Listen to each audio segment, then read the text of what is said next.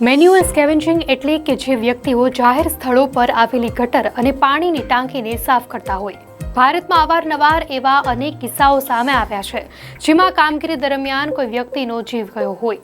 એક અહેવાલ અનુસાર વર્ષ 1983થી લઈને 2023 સુધી ભારતમાં મેન્યુઅલ સ્કેવેન્જિંગના સમયે 941 લોકોના જીવ ગયા છે.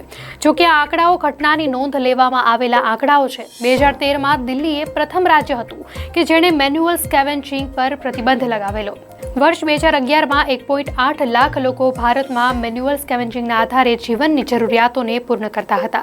સરકાર દ્વારા ઓગસ્ટ 2023માં મેન્યુઅલ સ્કેવેન્જિંગને જળમૂળમાંથી નાબૂદ કરવા માટે એક મિશન તૈયાર કરાયું, પરંતુ તે નિષ્ફળ ગયું. દેશના 766 જિલ્લાઓમાં 732 જિલ્લામાં આજે પણ આ પ્રથા ચાલુ છે. તો 2023માં એક રિપોર્ટ મુજબ દેશમાં 5 લાખથી વધુ લોકો મેન્યુઅલ સ્કેવેન્જિંગમાં કામ કરતા હોવાનું જણાયું.